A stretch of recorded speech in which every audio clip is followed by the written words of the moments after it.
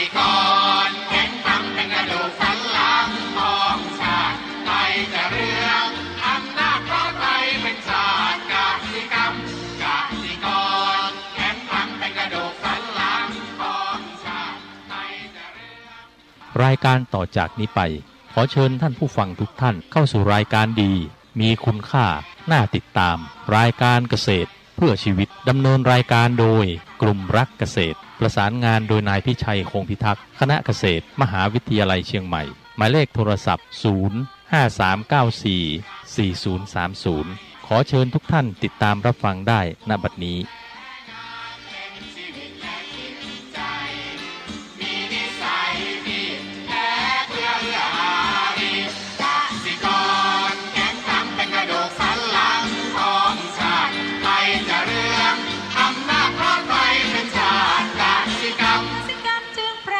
เป็นหลักมัน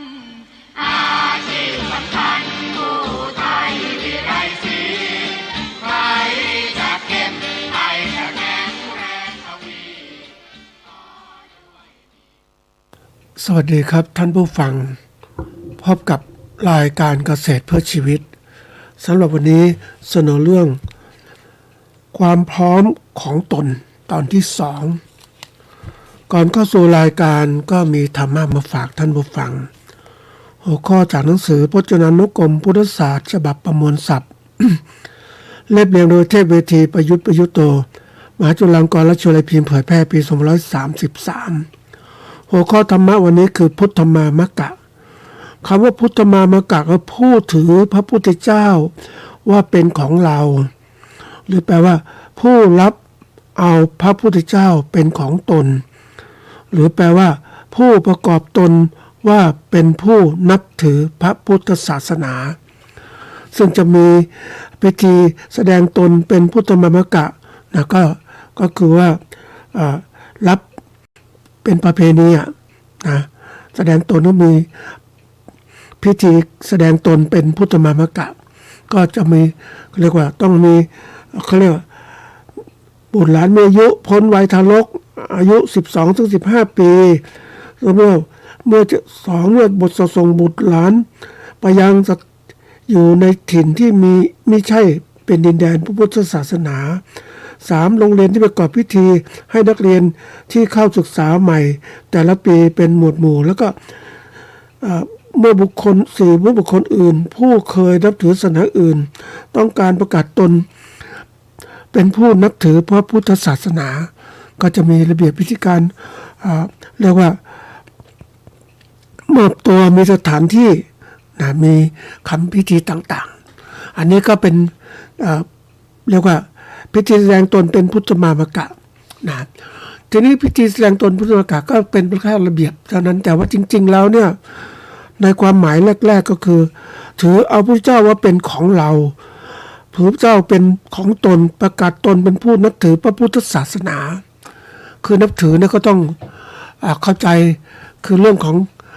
นำความรู้นำอะไรต่างๆพุทธศาสนาไปใช้ในชีวิตประจำวันของตนนะ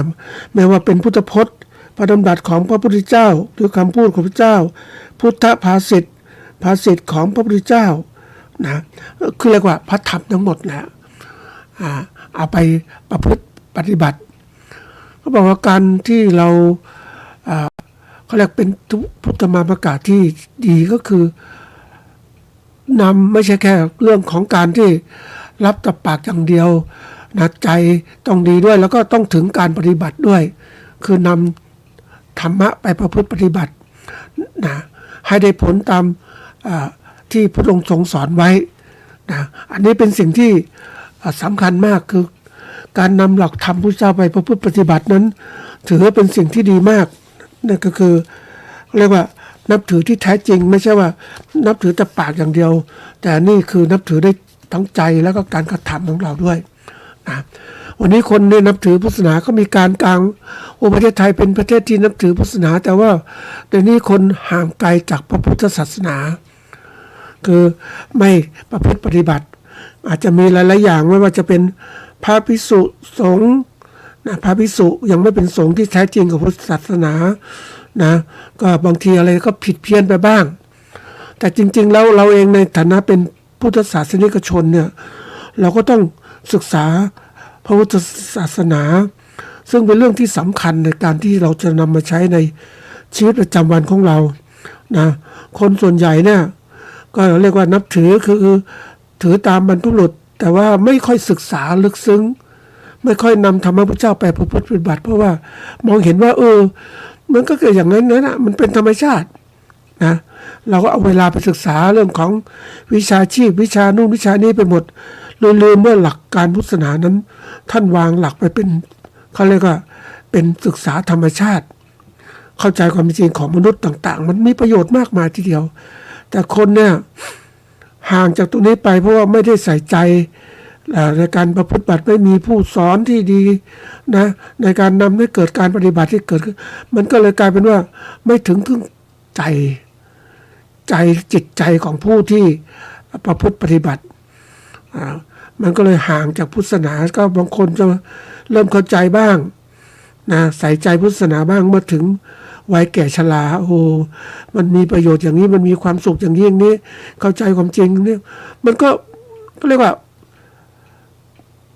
คือเรียกว่าสายไปก็ได้นะเพราะว่าจริงๆพุทธศาสนานั้นต้องศึกษาตั้งแต่เด็กๆเนี่ยให้เขาเกิดหลักธรรมขึ้นมาในการนำไปปฏิบัติได้มีโอกาสพูดคุยกับผู้ที่มีการศึกษาสูงซึ่งเขาได้บวชเรียนในพระพุทธศาสนาตั้งแต่เป็นเณรเป็นเด็กเป็นผู้ใหญ่แล้วก็นำหลักธรรมนี้ไปใช้เมื่อเขาศึกษาลาออกคือเขาเรียกลาสิกขาเป็นผู้ครองเรือนเขาก็นำหลักธรรมนี้ไปใช้ถือว่าทำให้เขาก้าวหน้าในชีวิตเขามากแล้ววิชาชีวิตของเขาเนี่ยก็ดีขึ้นเลยขึ้นนี่คือตัวอย่างเพราะนั้นบางทีที่บอกทำไมเราควรจะส่งเสริมให้คนเข้าถึงศาสนานั่นก็ควรละเพราะเป็นสิ่งที่ควรมากแต่จะควรอย่างยิ่งก็คือผู้ที่ศึกษานั้นควรจะต้องปฏิบัติตั้งแต่วัยน้อยๆเป็นพุทธมรรคะนำหลักธรรมพระเจ้าไปใช้ก็ถือจะประโยชน์สูงสุดจะมาศึกษาตอนแก่ชราแล้วเนี่ย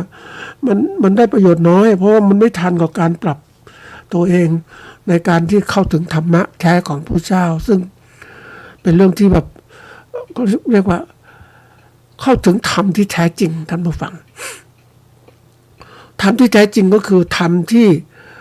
เข้าเป็นธรรมชาตินั่นแหละถึงธรรมชาติที่แท้จริงมันเปลี่ยนแปลงโลกมันเป็นตามกฎของไตรลักษณ์อย่างเนี้ยเข้าใจมันเข้าใจชีวิตเข้าใจสัตว์มันเป็นอย่างนี้มันก็มีความสุขเข้าใจแล้วก็ปรับตัวได้นำไปใช้ในชีวิตประจำวันนี่คือเข้าใจแต่ถ้าเราศึกษาแค่เพียงรู้อย่างนี้มันก็รู้นั่นแหละแล้วก็กลายเป็นว่าไม่ได้ไปเอามาปฏิบัติรู้แต่สมองรู้แต่คิดแต่ไม่ปฏิบัติมันก็ไม่เกิดประโยชน์ที่แท้จริงนะประโยชน์ที่แท้จริงก็สร้างความสุขความเจริญก้าวหน้าในชีวิตความสุขสบายในทุกเขาเรียกทุกวันนั่นเองนะวันนี้มาเข้าสู่เรื่องของความพร้อมของตนความพร้อมของตนเนี่ยเป็นยังไงบ้างนะก็ตอนที่หนึ่งเราพูดแล้วนะท่านผู้ฟังความพร้อมของตนนั้นก็คือความที่ว่าตนเราเนี่ยนะครับก็คือมีความรู้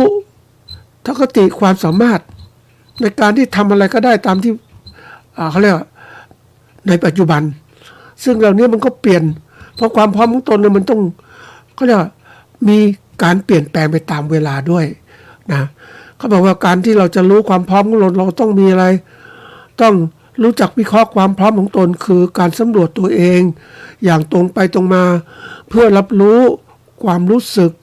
ความต้องการจุดเด่นจุดด้อยวิกฤตโอกาสต่างๆข้อจำกัดในชีวิตประจำวันหรือการทำงานมันช่วยให้บุคคลเข้าใจในบริบทของตนว่าทำไมต้องทำสิ่งนั้นนะแล้วก็เชื่อมโยงกับเป้าหมายส่วนตัวหรือองค์กรนะเพราะฉะนั้นเชื่อมโยงเป้าหมายส่วนตัวองค์กรแล้วมันก็ต้องเปลี่ยนไปตามสมัยเวลาด้วยเพราะฉะนั้นเราจะคิดว่าเราจะทำอะไรแล้วแต่เราก็บอกเอาแค่รู้ที่ที่ผ่านมาก็พอแล้วแต่ทีนี้อย่างที่บอกว่าโลกนี้ มันตัวสำคัญคือโลกมันไม่หยุดนิ่งมันเปลี่ยนแปลงตลอดเวลาตามกฎแห่งไตรลักษณ์นั่นแหละถ้าพูดง่ายๆนะทีนี้มันเปลี่ยนแปลงเร็วขึ้นนะเร็วขึ้นกว่าเดิมนะแล้วก็ทุกอย่างก็เปลี่ยนแปลงเร็วนะการเรียนรู้ที่เร็วเข้าใจนะวิทยาการต่างๆปรับตัวเอาชนะสิ่งต่างๆสิ่งแวดล้อมต่างๆเราก็สามารถอยู่รอดได้นี่คือต้องรู้ว่าโลกเปลี่ยนแปลงรู้ว่ามันเปลี่ยนแปลงเพราะอะไรเพราะคือมนุษย์เนี่ยมันฉลาดนะฉลาดมีการศึกษามีความรู้ถ่ายทอดกันตัวที่ทำให้ถ่ายทอดที่ดีก็คือโลกเนี่ยมันมีสื่อสารมนุษย์เป็นสัตว์ที่มีการสื่อสารนะท่านผู้ฟังสื่อสารที่ดีด้วยนะใช้ตาดูหูฟังนะทุกอย่างหมดเลยทีนี้มันมีมนุษย์พัฒนาเครื่องช่วยในการสื่อสารไม่ว่าจะอยู่ห่างไกลก็ตามก็สามารถรับข้อมูลข่าวสารต่างๆได้ทันหมดเลยเมื่อมันทันหมดแล้วเนี่ยมันทันเพราะอย่างเรามีคลื่นวิทยุสมัยก่อนวิทยุเดี๋ยวนี้เรามีคลื่นผ่านดาวเทียมเรามีคลื่นการติดต่อคลื่นเขาเรียกคลื่นแสงผ่านไฟเบอร์ออปติกนะสายนำแสงวางทั่วโลกมันทำให้เกิดการติดต่อกันได้ไวการเคลื่อนการสื่อข้อมูลต่างๆมันถึงไวมากมันโลกมันถึงไวนะอันนี้พูดตรงย้อนนิดนึงโลกมันเปลี่ยนโลกมันไวในการสื่อสารเนี่ยถ้าเราไม่สื่อสารไม่อะไรต่างๆมันไม่ทันต่อโลกแล้วแม้แต่โลกมันก็กลายเป็นผู้ที่ล้าหลังแล้วอ่อนแอปรับตัวเข้าโลกไม่ได้นะอย่างโลกเขาบอกวันนี้เอาตัวอย่างข้าวราคาอย่างนี้นะเราไม่ปรับตัวไม่รู้ข้าวราคามันตกอย่างนี้แล้วเรายังผลิตอย่างนี้แล้วเราจะขายไข่เราไม่ได้ศึกษาโลกมันเปลี่ยนนะเราอยู่ในมนุษย์อยู่ในช่วงของวัยที่เราต้องอาจจะมัชฌิมวัยหรืออะไรต่างๆเราพยายามที่จะต้องสร้างอาชีพสะสมเงินทองเพราะนั้นการที่เราสะสมเงินทองเพราะนั้นเราต้องเข้าใจคู่ค้าคู่แข่งของเราคู่ขายของเราคือลูกค้าของเราเป็นยังไงบ้างเพราะนั้นบนโลกเป็นธุรกิจนะธุรกิจถ้าปรับตัวช้าเนี่ยมันหมดโอกาสนะก่อนก็ไม่เคยคิดว่าโลกมันปรับขนาดนี้นะมันเร็วอ่ะท่านผู้ฟังแล้วถ้าเราไม่เข้าใจโลกที่รวดเร็วเนี่ยเราก็บอกทำไมเขาเอาเปรียบในเรื่องรวดเร็วขนาดนี้เอาตัวอย่างเราเป็นเกษตรกรเรานำสินค้าไปขายในตลาดแห่งที่หนึ่งนะตลาดที่หนึ่งมันก็รู้ว่าเรามีสินค้าไปขายแต่มีคนมาเอาสินค้ามาขายเยอะไปหมดเลยนะชนิดเดียวกับเรานี่แหละนะเขาก็กดราคาปุ๊บเราจะไปขายที่ไหนตลาดนี้ก็คุมหมดแล้วเพราะว่าเขามีโทรศัพท์มือถือมีอะไรต่างติดต่อทีนี้เขาก็ให้ราคาตัวนี้แต่เราก็เราไปที่ตลาดใหม่ได้ไหมไปที่ตลาดที่หนึ่งห่างตรงนี้ไปเราน่าจะได้ราคาดีที่ไหนได้ไปถึงตลาดแห่งที่สองปุ๊บราคามันเท่าเดิมหรือต่ำกว่าเดิมอีกเราจะถือไปล้างตลาดแห่งที่สามได้ไหมมันไม่ได้มันไกลและสินค้าเราก็จะเสียหายทีนี้ทำไมเขาถึงรู้ตลาดที่สองพ่อค้าเขารู้ว่าสินค้าเรามาที่นี่เพราะว่าที่หนึ่งมันมีเครือข่ายไงเครือข่ายพ่อค้าเขามีกว้างขวางเขาถึงกันหมดเลยเขาจะกดราคาเขาทำได้หมดเลยแม้จะเป็นเขาเป็นคู่แข่งแล้วนะแต่พ่อค้าเนี่ยเขาก็รู้ทิศทางกันรู้กันเคยไปสำรวจสินค้า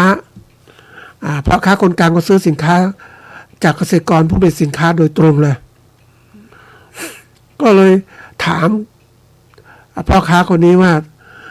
ทำไมคุณถึงซื้อราคานี้คุณน่าจะซื้อมากกว่านี้ได้ไหมเขาก็บอกว่าซื้อราคามากกว่านี้ก็กำไรก็น้อย แต่ซื้อราคานี้ก็ถูกแล้วไม่มีใครกล้านะราคานี้ก็เหมือนคนอื่นก็ซื้อกันนะเขาจะกำหนดราคาใกล้เคียงกันหมดเลยเขาซื้อกันหมดท่านผู้ฟังซื้อกันหมดแล้วก็เลยสอบถามไอ้คนที่มาขายสินค้าว่าคุณได้ไปหาที่อื่นมั้งไหมเนี่ยก่อนจะมาส่งร้านพ่อค้าคนเนี้ยไปแล้วเขาให้ราคาเท่านี้แล้วบางทีก็ต่ำกว่านี้อีกเขาไม่รู้จะไปที่ไหนต่อแล้ววันนี้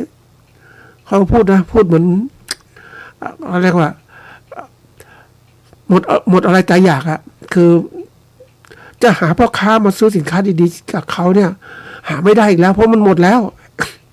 เพราะอะไรพ่อค้าแต่ละคนก็รู้กันหมดอะเพราะฉะนั้นเกษตรกรถ้ามีข้อมูลข่าวสารที่ไม่มากพอเนี่ยมันขาดทุนนะขายก็ถูกกดราคาเคยอย่างที่ว่าสำรวจดูว่าไอ้ต้นทุนผลิตสินค้ามันเท่าไหร่นะถามจากพ่อค้าโดยตรงนั่นแหละพ่อค้าโดยตรงเขาก็ทำข้อมูลก็สิคือจะกำหนดราคาสูงกว่านี้ไม่ได้มันก็กำไรน้อยเขาคำนวณต้นทุนของเขาวิธีคำนวณต้นทุนของเขาคือเขาทำเองเขาเลี้ยงเองส่วนหนึ่งนะเลี้ยงเองเขาก็เลยรู้ราคาของเขาเป็นยังไงต้นทุนอย่างไรบ้างแล้วก็มีลูกไร่ของเขาลูกไร่เขาก็สอบถามลูกไร่ต้นทุนเท่าไหร่พวกเนี้ยเพราะนั้นเขาจึงได้รู้ว่าต้นทุนสินค้าเท่าไหร่แล้วเขากำหนดราคารับซื้อเท่านี้เขาจะขายเท่านี้นี่คือสิ่งที่เป็นจริงเพราะความไวของข้อมูลข่าวสารเนี่ยมันเป็นไวมากโลกมันสื่อสารนั่นผู้ฟังมันไม่ใช่ว่าปิดหูปิดตาทำไปเถอะมันก็ทำไปก็ขาดทุนเลยสิท่านผู้ฟังวันนี้นึกถึงเกษตรกรขาดทุนก็ไม่รู้จะทำไงท่านจะช่วยเขาอย่างไรก็คุณไม่ได้หาตลาดคุณไม่ได้ค้าขายด้วยตัวเองนะคุณก็ถูกพ่อค้าคนกลางมาเปรียบแล้วจะบอกว่ามันมีตัวอย่างข่าวสารที่พ่อค้า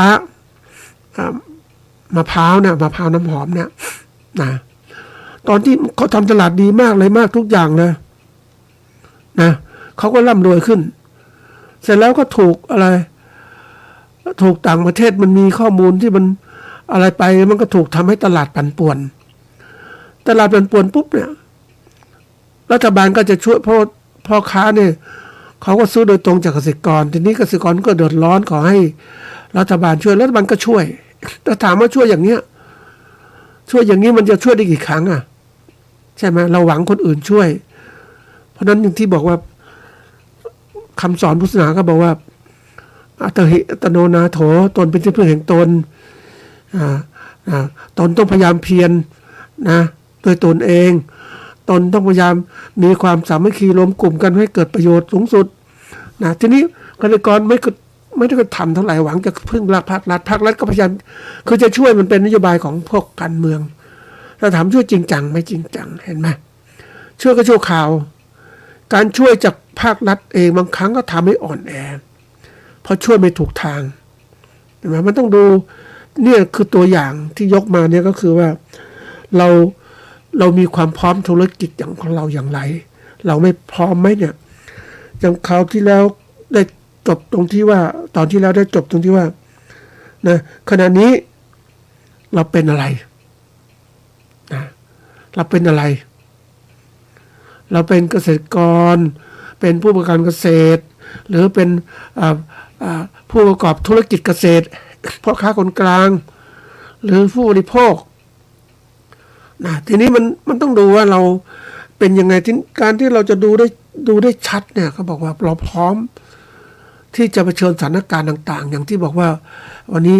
เรามีสงครามข้างเคียง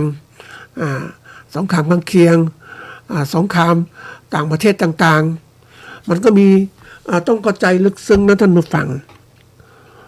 สงครามนี่คือคู่ต่อสู้ที่เกิดขึ้นนะที่มันเกิดขึ้นมาเนี่ยมันมีประโยชน์แอบแฝงอยู่ภายในบางทีก่อสงครามให้เกิดขึ้นเพื่ออะไรนะมีสงครามเกิดขึ้นเพื่อจะสร้างความสามัคคีให้เกิดขึ้นในคนในชาติของเราเพื่อกบเกลื่อนปัญหาต่างๆที่เกิดขึ้นตัวอย่างอเมริกาเนี่ยไปก่อสงครามเกิดขึ้นอ้างนู่นอ้างนี่ แต่ความจริงเนี่ยอาจจะเป็นไปได้ว่าเฮ้ยอเมริกาเขาไม่ก็ชอบแหละรัฐมนตรีนี่อะไรตรงนี้นะเขาก็เริ่มมีความวิตกกังวลทำไงนะทีนี้รัฐมนตรีก็ไปก่อสงครามเกิดขึ้นนะมันเป็นความที่เรียกว่ามันกลบกระแสความเป็นจริงบางอย่างที่เกิดขึ้นเพราะนั้นบางทีจริงหรือไม่จริงพยายามต้องศึกษาตามสถานการณ์ให้มันเก่งขึ้น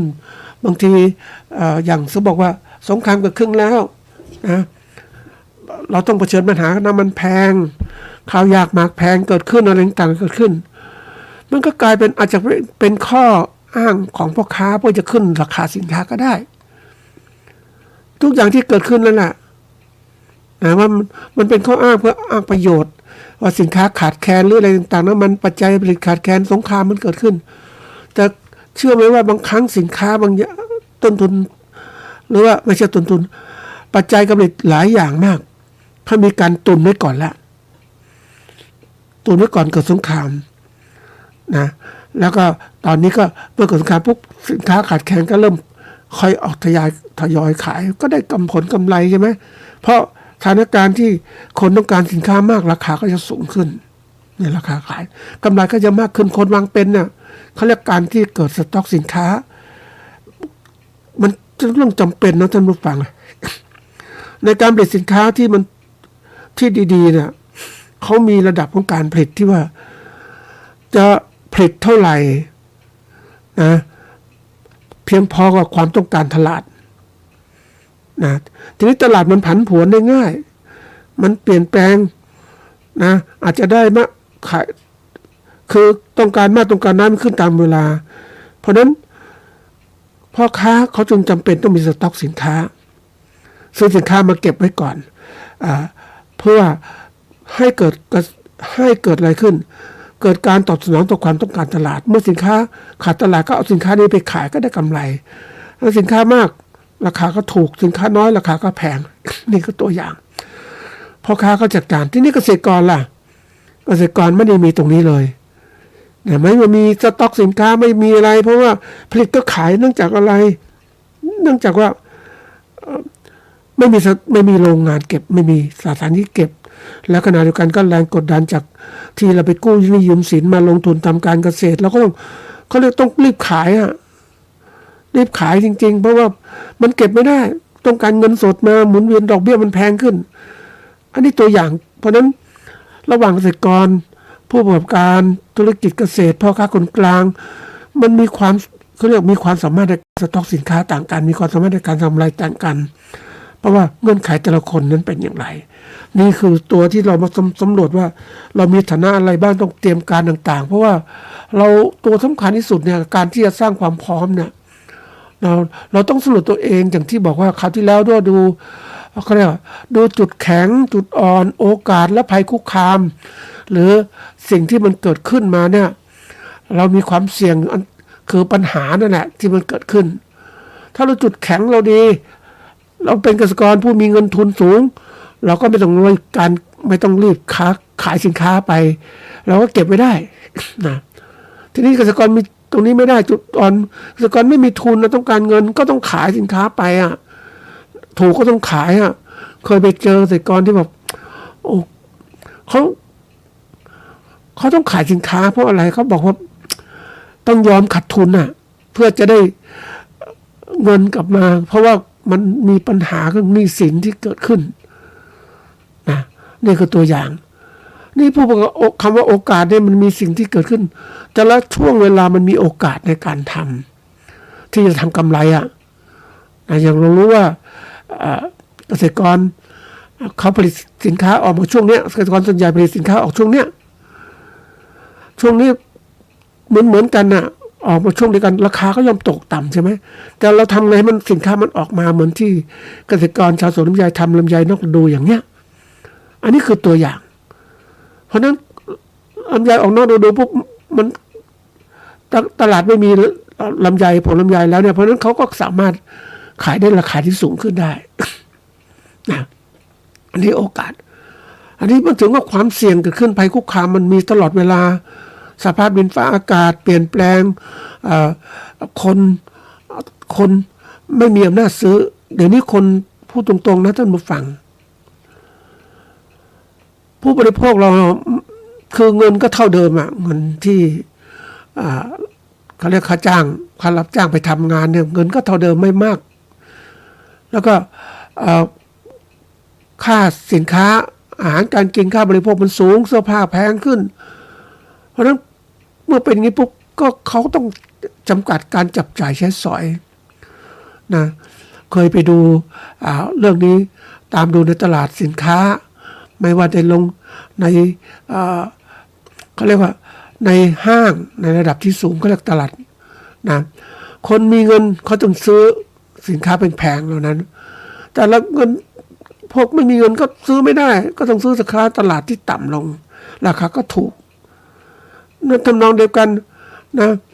ตลาดล่างๆเนี่ยนะพ่อค้าแม่ค้าที่ขายสินค้าตลาดล่างนะขายปลีกเนี่ยโอ้ทนกับความเสี่ยงมากนะท่านผู้ฟังเขาพยายามจะขายนะ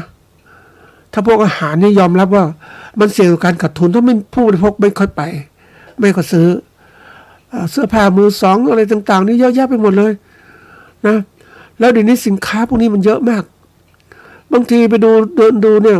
ผู้บริโภคน้อยมากเลยนะผู้ฟังผู้จะซื้อเดินไม่มากแตกต่างก็จะก่อนเลยนะเพราะนั้นนี่แสดงให้เห็นว่าสถานการณ์มันไม่ค่อยดีมันเป็นความเสี่ยงที่เราต้องรู้เมื่อเรารู้แล้วหาทางพัฒนาเสียนะอันนี้ดูวิเคราะห์นะแล้วเราก็ต้องทบทวนว่าเฮ้ยแต่ละวันเราเป็นถามตัวเองว่าทำอะไรดีแล้ววัดผลด้วยตัวชี้วัดที่จะเป็นตัวบอกถึงความสำเร็จหรือความล้มเหลวที่เกิดขึ้นในธุรกิจของเราเป็นการที่ศึกษานะท่านผู้ฟังแล้วก็มีตัวอย่างการศึกษาต่างๆเราทำธุรกิจของเราก็ต้องพยายามที่จะปรับปรุงต่างๆให้หมดทุกเรื่องที่มันเกี่ยวข้องเราเก็บข้อมูลอย่างก็บอกว่าวิธีวิเคราะห์ข้อมูลเนี่ยเราได้ข้อมูลมาแล้วเราก็ดูว่าเฮ้ยนะธุรกิจเราเป็นยังไงสำเร็จหรือล้มมันมีตัวชี้วัดสำเร็จล้มเหลวแล้วก็บอกแล้วผลเป็นไงสำเร็จล้มเหลวอย่างไรแล้วมาดูจิตใจของเราเป็นยังไงนะมันมีความสำเร็จมันดีไหมเราก็ดูจิตใจของเราเป็นยังไงมันเราแย่ลงมันมีความที่บางคนบอกไม่อยากทำแล้วเพราะมันขาดทุนนะทีนี้มันดูว่าตัวสำคัญทั้งหมดเนี่ยเราก็ต้องพยายามที่เก็บเขาเรียกว่าเก็บข้อมูลเขาเรียกเก็บข้อมูลทางธุรกิจนะเพื่อการพัฒนาที่ต่อเนื่องตัวในการทำธุรกิจอย่างที่บอกธุรกิจต่างๆเนี่ยมันเป็นเรื่องของการทำอย่างต่อเนื่องทำอย่างต่อเนื่องก็จะมีหลักแนวคิดของการทำงานเพื่อพัฒนาให้ดีขึ้นนะก็ประกอบด้วย4ตัวนะการวางแผนงานต่างๆนะการลงมือทำนะตัวที่2อันที่3การประเมินผลที่ทำแล้วอะไรแล้วมันเป็นยังไงบ้างนะมีจุดอ่อนจุดแข็งวิกฤตโอกาสอย่างไรมันต้องแก้ไขตัวไหนครับมาปรับอันที่4ก็คือเรื่องของการที่ว่า ปรับปรุงใหม่ปรับปรุงเอาข้อมูลที่ประเมินผลมาแล้วปรับใหม่ให้มันดีขึ้นแล้วเข้าสู่การปรับปรุงการทำงานของเราให้มันดีขึ้นในการทำงานแต่ละครั้งแต่ละรอบเนี่ยมันต้องมีการเขาเรียกว่าต้องมีการตั้งเป้าหมายว่าต้องทำแล้วดีขึ้นกว่าเดิมถ้าไม่ดีขึ้นต้องย้อนกลับไปดูมันเป็นเพราะอะไรนี่คือการหัดวิเคราะห์ตนเองแล้วก็ดูแผนทำงานของเราจะทำงานแบบเดิมๆไม่ได้ นะก็ยังคิดอยู่ว่าเอาตัวอย่างของจริงท่านผู้ฟังนะตัวอย่างของจริงจากการประกอบอาชีพเป็นเกษตรกรเนี่ยนะก็ดูพ่อแม่ทำงานนะพ่อแม่ทำงานอันนี้มันก็ข้อมูลที่นานมาแล้วนะท่านผู้ฟังพ่อแม่ทำงานก็คือข้อมูลเรื่องของการเปลี่ยนแปลงต่างๆไม่เคยมีเพราะอะไรเพราะว่าวิชาการก็เหมือนเดิมเพราะไม่รู้ติดต่อหน่วยงานไหนเพราะสมัยก่อนพรรครัฐก็ไม่เจริญข้อมูลทางการเกษตรก็ไม่ดี นะมีข้อมูลที่ ได้ดีที่สุดในการปรับก็คือข้อมูลการตลาดก็คือไปตลาดไปเห็นเขาตลาดค้าข้าวเป็นไงโรงสีไปโรงสีก็จะมีอะไรบ้างไปดูตลาดขายของสินค้าบริโภคนะก็เรียกตลาดสดสมัยก่อนนะก็ได้คุยพ่อค้าต่างๆก็ได้ข้อมูลมานิดหน่อยไม่ดูแล้วไม่มีการเปลี่ยนแปลงหลายปีที่ทำนาก็ไม่มีการเปลี่ยนแปลงเหมือนเดิมเพราะทำอะไรเขาเรียกว่าเป็นประเภทที่เรียกว่างานประจำมาท่านผู้ฟังคำว่างานประจำคือทำเหมือนเดิมไม่ต้องมีอะไรเปลี่ยนแปลงเพราะว่าไม่รู้จะเปลี่ยนแปลงไปทำไมไม่ใช่คือไม่รู้ว่าจะเปลี่ยนแปลงอย่างไรเพราะไม่มีอะไรที่ใหม่ขึ้นเลยนี่คือทำไปแล้วก็คือไม่รวยท่านผู้ฟังเขาเรียกทำมาหากินนะเพราะไม่รู้จะทำปรับปรุงอะไรเนื่องจากว่าข้อมูลจำกัดทรัพยากรจำกัดและจำกัดหมดเลย มันถึงไปไม่ไหวอยู่อย่างก็เรียกอยู่พอประทังชีวิตอยู่ได้ อันนี้เป็นหลายสิบปีนะท่านผู้ฟังเพราะเราเองไม่มีตัวอย่างในการที่เราจะคิดในการที่จะนำอะไรต่างๆมาพัฒนาตัวเองมันไม่มีข้อมูลย้อนกลับมาไงแต่เดี๋ยวนี้เราโลกยุคใหม่เรานำวิธีประเมินตนเองนำผลประเมินตนเองไปพัฒนาตนเองเพื่อแปลงข้อมูลนะจากที่เราเก็บสะสมมาเนี่ยนะถ้าเราเก็บข้อมูลวิเคราะห์จุดอ่อนจุดแข็งวิกฤตโอกาสที่มันเกิดขึ้นแต่ละครั้งแล้วก็พัฒนาขึ้นทำไงมันดีขึ้นกว่าเดิม แล้วเราก็มีข้อมูลเรื่องของสิ่งแวดล้อมต่างๆที่เกี่ยวข้องในการที่จะมีวิชาการมากขึ้นก็มาปรับปรุงไงปรับปรุงไปเรื่อยทำให้มันดีขึ้นจนกระทั่งทำนาในปีหลังๆเนี่ยดีขึ้นนะท่านผู้ฟังดีขึ้นก็คือพัฒนาการผลิตที่ดีขึ้นปริมาณข้าวต่อไร่สูงขึ้นใช้เครื่องจักรกลเกษตรมาแทนแรงงานคนนะการใช้ปุ๋ยที่มีคุณภาพมากขึ้นระบบการจัดการทางทำนาก็ดีขึ้น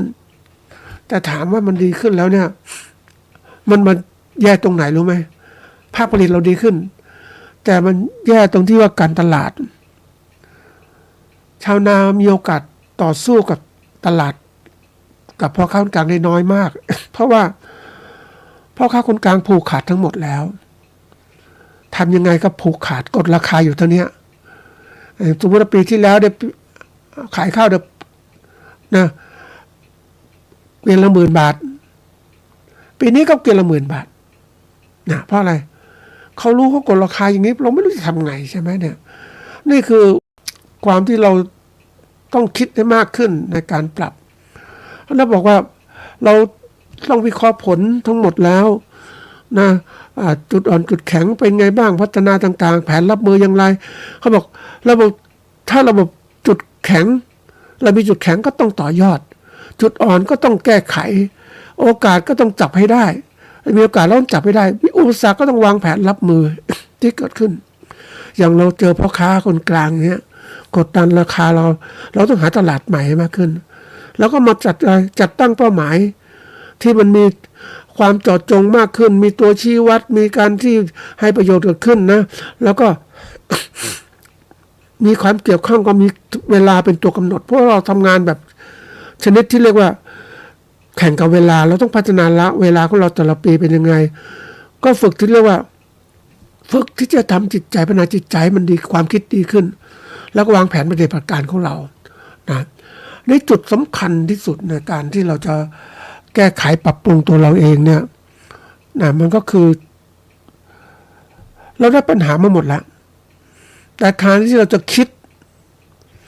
เอาข้อมูลต่างๆมาใช้ในการคิดของเราเนี่ย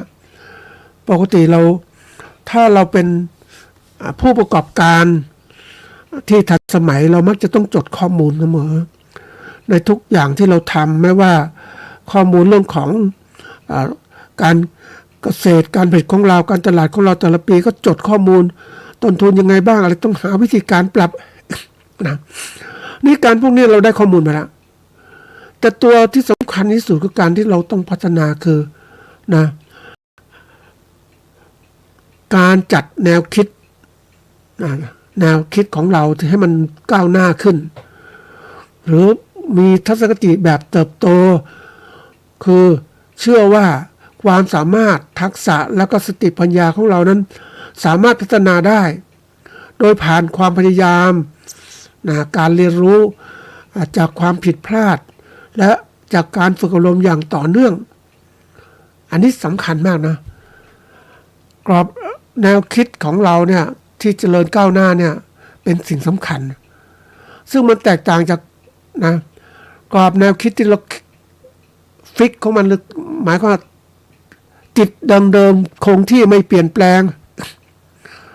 แล้วก็เป็นสิ่งตายตัวประเภทอย่างนั้นนะอย่างหลายสิบปีการทำเกษตรการนาของเราเองไม่ก้าวหน้าเพราะเราติดยึดแนวคิดแบบเดิมๆอยู่ ไม่เปลี่ยนแปลงนู่นเพราะว่ายังไงก็ตามจะดินฟ้าอากาศก็เหมือนเดิมเลยเหมือนเดิมเราก็ต้องคิดเหมือนเดิมเพราะเราอยู่แบบเดิมๆแต่เมื่อไรก็ตามเราคิดใหม่ว่าเราต้องการกำไรมากขึ้นเว้ยกำไรมากขึ้นทำไงดีกำไรจะได้มากก็ต้องพัฒนาการผลิตใช่ไหมเพราะนั้นก็เลยเกิดการเปลี่ยนแปลงแนวคิดขึ้นมาอันนี้เป็นตัวสำคัญนะท่านผู้ฟังการติดยึดแนวคิดเดิมกับการติดยึดแนวคิดที่เปลี่ยนแปลงเจริญก้าวหน้าบ่อยๆนะมันแตกต่างกันมากนะมันมาจากอะไรรู้ไหมมาจากความทะยานอยากของเราเนี่ยอยากจะดีกว่าเดิมอยากก้าวหน้ากว่าเดิมแล้วก็พยายามทำให้ดีก็ต้องเปลี่ยนแปลงสินะถ้าเราอยู่เดิมๆมันก็ไม่เปลี่ยนแปลงอย่างที่บอกว่าคน เห็นคนแม้กระทั่งตัวตนของเราเองก็ตามถ้าเราอยู่ในโลกของเราอย่างเนี้ยอยู่ในพื้นที่ของเราอย่างเนี้ยเราก็เห็นแค่นี้แหละแต่เมื่อไรก็ตามเราออกไปนอกพื้นที่ไปในสิ่งที่กว้างขวางมากเกินไปในทั่วประเทศไปหลายที่แล้วก็ไปต่างประเทศเห็นโลกเห็นนี่มากมายเห็นไหม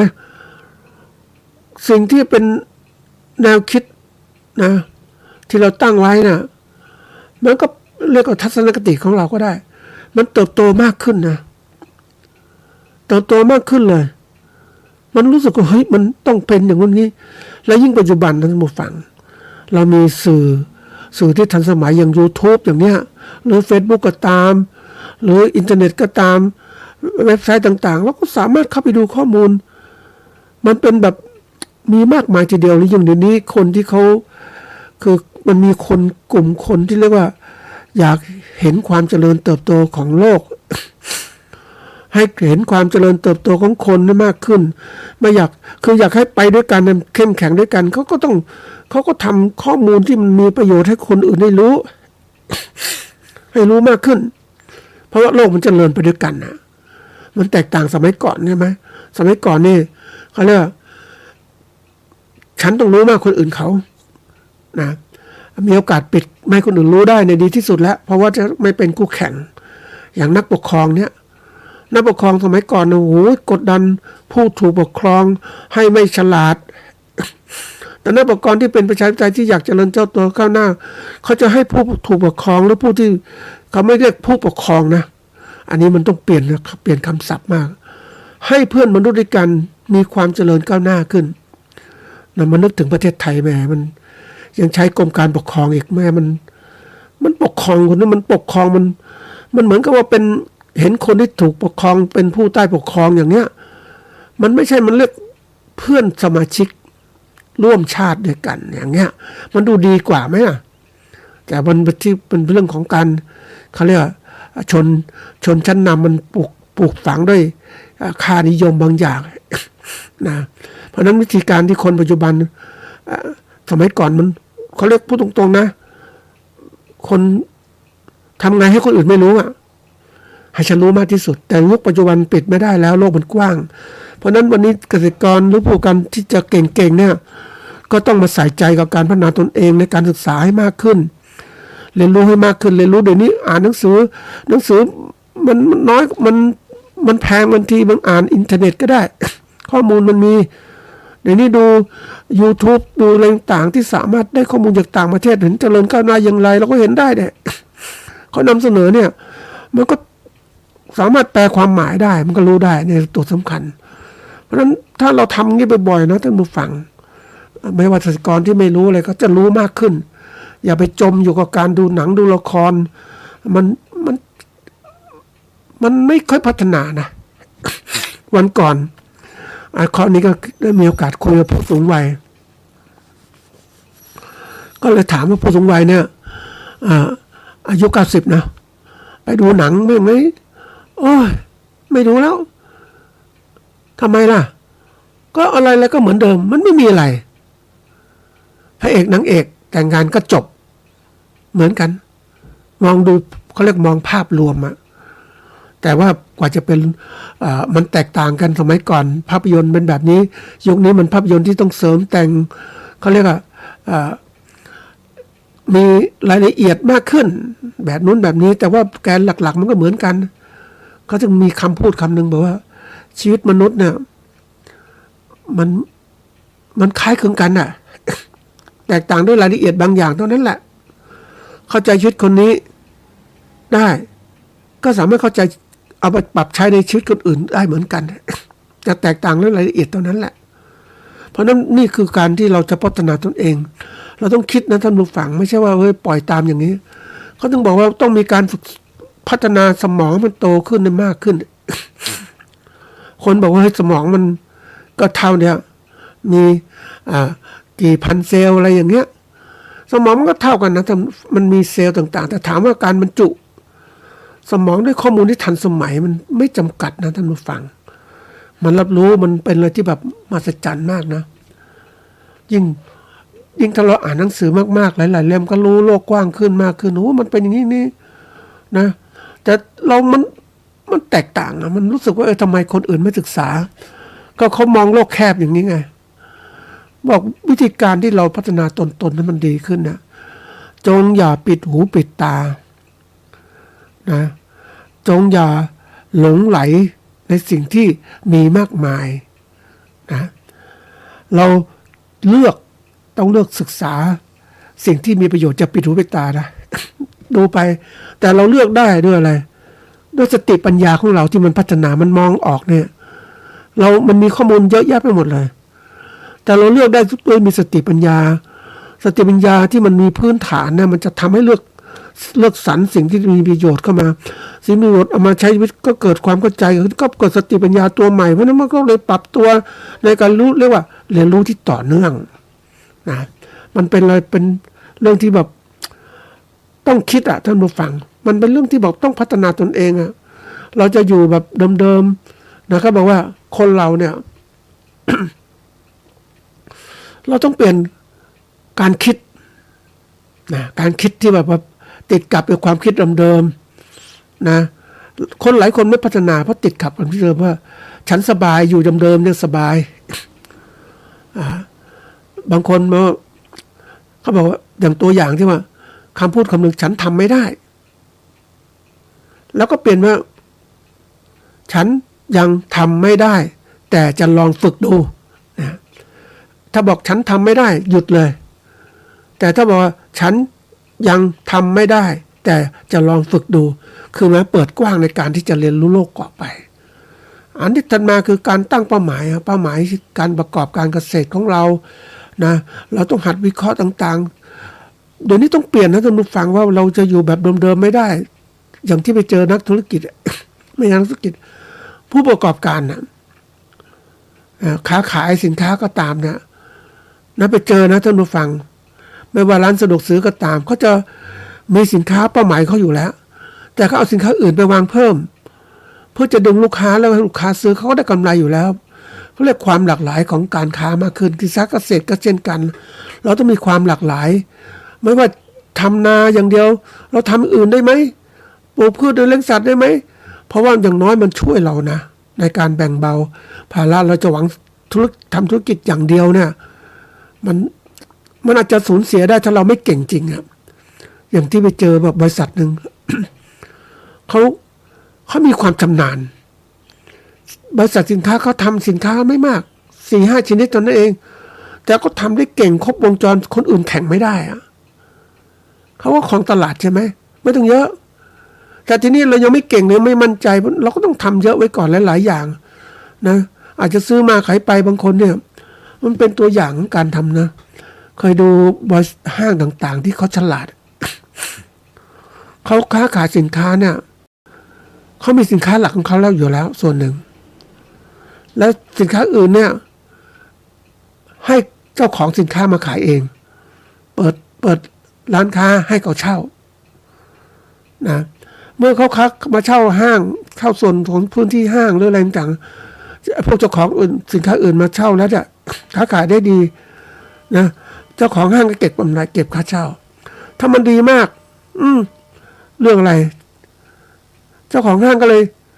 ขายสินค้าแบบเดียวกับเขาอะนะก็ตัดราคาก็อยู่ได้สบายเพราะค่าเช่าไม่เสียต่อไปก็รุ่งเรืองนะนี่คือการที่เป้าหมายเราทำการเกษตรเหมือนกันเราจะติดอย่างเดิมอย่างเนี้ยนะแต่ก่อนเราคิดว่าเลี้ยงเป็ดเลี้ยงวัวเลี้ยงควายทำนาทำทุกอย่างหมดเลยอย่างน้อยมันจะมีอะไรกินมีปลาในบ่อมีน้ำมีปลาในนามีข้าวมีหมดเลย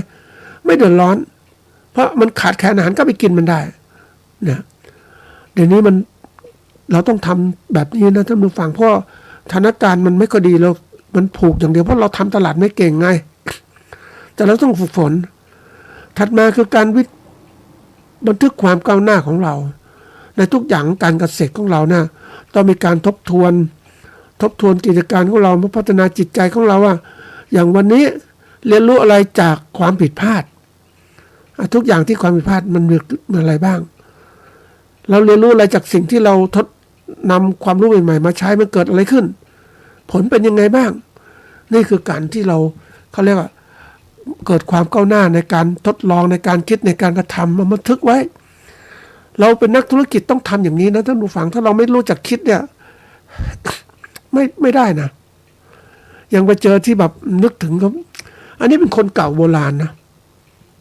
แต่เขายังมีบันทึกนะอย่างชาวอยุธยาเนี่ยเขาบันทึกน้ำท่วมของเขา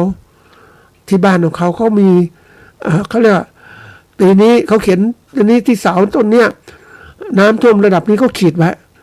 ปีที่แล้วตัวนี้ปีก่อนๆนู้นทุกอะไรจะมีขีดหมดเลยแต่เขาไม่ได้มีบันทึกเป็นตัวอย่างเพียงแต่ว่าเขาใช้บันทึกตามธรรมชาติของเขามีอยู่นะอันนี้เป็นตัวอย่างที่เราต้องหัดคิดปีนี้กำไรหรือไม่กำไรก็แล้วแต่อันถัดมาคือการออกจากโซนแห่งความสะดวกสบายนะคนเรามันติดสะดวกสบายไม่เลยไม่พัฒนาเราคิดว่าเราอยู่สบายวันนี้นะเราอยู่อย่างสบายเพราะไม่เห็นเดือดร้อนอะไรแต่เคยคิดไหมว่ามันเดือดร้อนนะในข้างหน้ามันเดือดร้อนแน่นอนเหมือนประเทศไทยเนี่ยเราไม่มีน้ำมันเราไม่มีอะไรเป็นของตนเองที่มากพอเราต้องพึ่งพาคนอื่นเขาเพราะฉะนั้นการที่ออกจากโซนสะดวกสบายมาสู่ทดลองสิ่งใหม่ๆลองสิ่งใหม่พัฒนาให้มันดีขึ้นนะอันถัดมาก็คือเรื่องของการที่ว่าเราต้องมีการแผนพัฒนาจากเขาเรียกว่าด้วยตนเองสำเร็จตนเองเนี่ยนะมีการแลกเปลี่ยนข้อมูลข่าวสารกับผู้ที่ทำอาชีพเหมือนเลยก็เราหรือว่าพวกที่เป็นให้คำปรึกษาเราที่ดีเป็นกัลยาณมิตรเนี่ยเราก็จะตัวที่ว่าได้ผลการประเมินที่กว้างขวางที่ดีขึ้นเพราะบางครั้งเนี่ยตัวตนของเราคิดว่าทุกอย่างดีหมดแล้วนะมาเป็นเขาเรียกว่าทิฏฐิมานะการถือตัวถือตนว่าฉันเก่งฉันดีมันก็หลงตัวเองนะท่านผู้ฟังแต่ถ้าเรามามองคนอื่นเขามองเราอย่างไรบ้างเราสำเร็จได้จริงไหมมันเป็นการเปิดใจให้กว้างในการยอมรับความคิดเห็นจากคนอื่นที่เขาวิพากษ์วิจารณ์มามันทำให้เราเก่งนะอย่างบางคนที่แบบนักธุรกิจที่เก่งๆนะท่านผู้ฟังเขามีการประชุมกันนะประชุมนักธุรกิจกันประจำเลยควบคุมคือเขามีการกินแต่ละเดือนมีการแต่ละสัปดาห์คุยกันแลกเปลี่ยนต่างๆเป็นยังไงสถานการณ์เป็นยังไง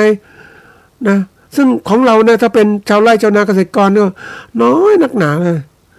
และได้กัลยาณมิตรก็คือระดับเดียวกันแต่ธุรกิจเนี่ยเขาทำทุกอย่างแต่ละคนต้องทำหลายอย่างมากเลย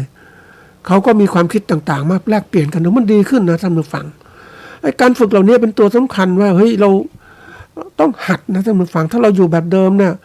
มันก็หลงตัวเองอ่ะมันก็เลยว่าฉันก็ดีแล้วอ่ะมองไปที่ไหนฉันก็ดีแล้วอ่ะไม่ได้เดี๋ยวนี้บางทีที่จะเก่งมากตัดมาก็คือเรื่องของการที่ว่าเราต้องเป็นคนศึกษาให้มากขึ้นจงอย่าเก็บตัวเหมือนกับผู้ที่บอกฉันเก่งแล้ว ฉันไม่ต้องเรียนรู้คนอื่นไม่ได้เดี๋ยวนี้ก็ต้องคนที่เก่งๆเขามีการศึกษาอะไรมากขึ้นเขามีการตั้งเป้าหมายชีวิตกรอบแนวคิดนะกรอบการกระทำต่างๆเยอะแยะไปหมดเลยเขาอ่านหนังสือท่านผู้ฟังอ่านหนังสือของตัวอย่างเช่นว่า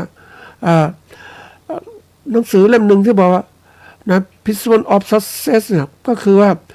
มีนักเขียนรวบรวมหลักการจากนักลงทุนดังต่างๆนะมาให้แนวคิดต่างๆในการแก้ปัญหาในการทำธุรกิจต่างๆมีแต่ละคนเราก็ไปนั่งดูสินะมีคนหนึ่งที่เขาเรียกว่าร่ำรวยนะที่สุดในโลกคนหนึ่งเป็นอยู่ที่หลังฉากคนอื่นนะคือเขาไม่ได้คิดอะไรมากมายแต่ว่าเขาไปเอาความคิดอื่นคนนู้นคนนี้มาอะไรมาเป็นต้นแบบมาเป็นแนวคิดตัวเองอะแต่เขาเอามาหลากหลายแล้วก็หลากหลายเขาก็เลือกใช่ไหมท่านผู้ฟังการเลือกเขาก็ได้สิ่งที่ดีใช่ไหมก็มีตัวอย่างเลือกมันแตกต่างจากนักธุรกิจที่ฉันสร้างความคิดของเราเองตัวเองอย่างเดียวด้วยตัวเองมันก็ช้าใช่ไหมแต่นี่มันเหมือนกับว่าเฮ้ยเขาได้ความคิดคนอื่นมาก็มาต่อยอดนะท่านผู้ฟังเขาจึงสำเร็จในชีวิตของเขาเนี่ยนี่คืออะไรนี่คือการที่ว่าผลจากการประเมินตนเองนั้นนะเราก็ต้องปรับตัวเองนั่นแหละนะสู่ความคิดใหม่ๆการกระทำใหม่ๆที่เกิดขึ้น